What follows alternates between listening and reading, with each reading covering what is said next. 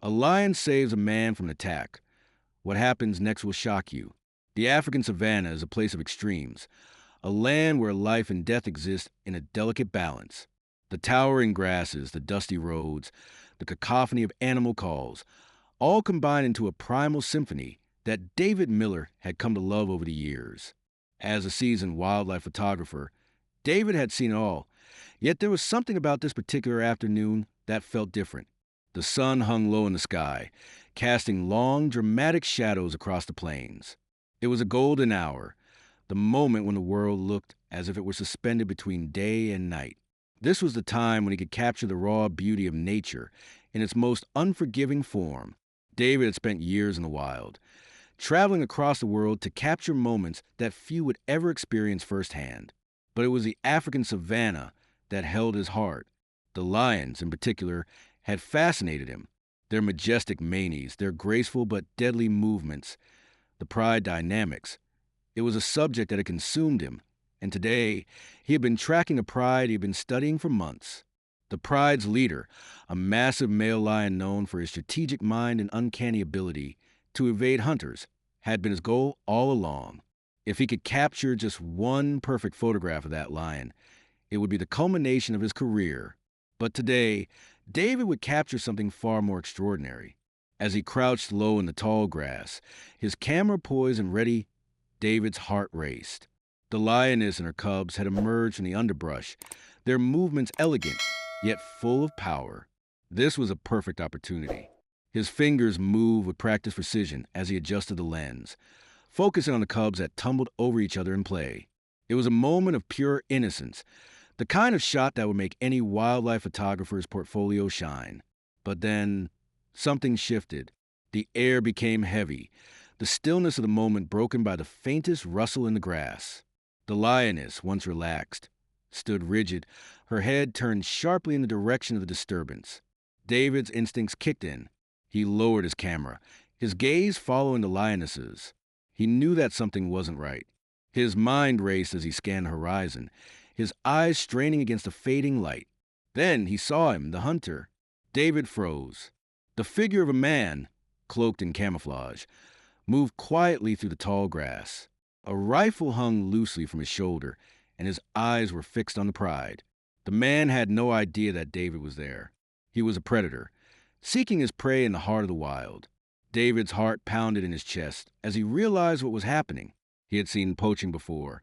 It was a silent, devastating war that played out in the shadows of the savannah, and it had just come to the surface.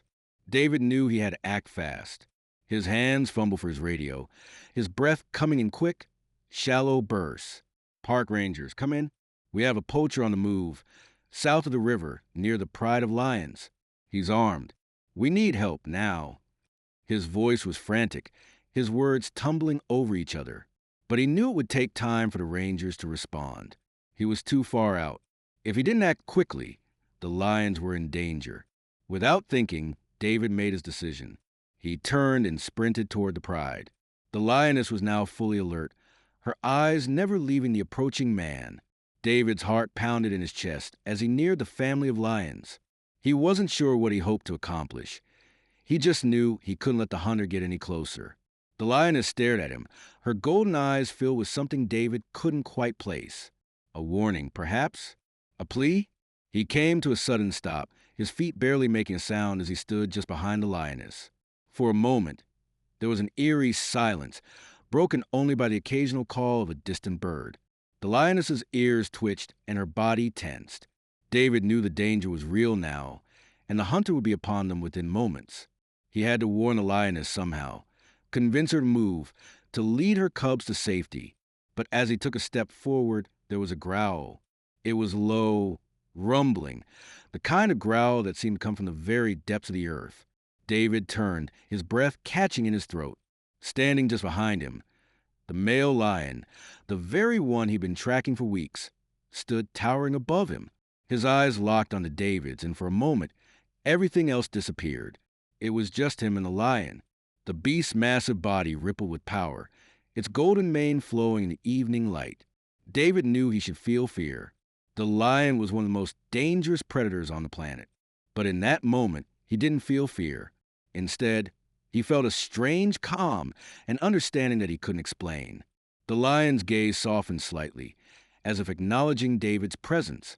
The growl faded, but the tension in the air remained thick and palpable. David stood there, rooted to the spot, unsure what to do next. But the hunter was closing in. David turned to see the man aiming his rifle at the lioness. He knew that if the shot was fired, it could be the end of the pride. Without thinking, he shouted, "No!" His voice broke the silence, but the hunter didn't hesitate. The rifle's barrel pointed at the lioness, and David's heart skipped a beat. And then, just as the trigger was pulled, the lion leapt. In the blink of an eye, the lion pounced, knocking the hunter off his feet. The rifle went flying through the air, landing with a sharp thud in the dust. David was thrown to the ground with the force of the lion's impact. The world spun around him as he struggled to regain his footing. The breath knocked from his lungs. His body was pinned to the earth, unable to move. He looked up and found himself face to face with the lion. The lion's massive paw was pressed against his chest, its weight suffocating. But there was no attack. There was no clawing, no tearing into flesh. Instead, the lion simply stood there, watching David with an intensity that made his heart race. The hunter, dazed and frightened, scrambled to his feet. He seemed to hesitate, unsure of what to do. But the lion didn't move. It didn't attack. It just watched. And then, to David's astonishment, the lion stepped back. It circled around him slowly, its every movement deliberate, as if it were assessing him. David could feel the weight of the lion's gaze, and yet there was no aggression. There was something else in the lion's eyes, a strange, almost knowing quality. The lion let out a low growl, not threatening, but something more like a warning. It was as if the lion were telling David something he couldn't quite understand. And then, as suddenly as it had appeared, the lion turned and walked away. The hunter, now completely terrified, stood frozen in place, watching the lion's retreating form. For a long moment, neither David nor the poacher moved. The lion disappeared into the tall grass, leaving a heavy silence in its wake. David slowly got to his feet, his heart still pounding. His mind raced, trying to make sense of what had just happened. The lion had saved him, but why? Why had it attacked the poacher? Why had it spared both of them? He turned to face the hunter, who was now on his knees, his eyes wide with disbelief. David could see the fear in the man's face, but there was something else there too, a sense of awe. It was as if the hunter had just witnessed something that had changed him, something he could never unsee. "Go," David said, his voice low. "Leave.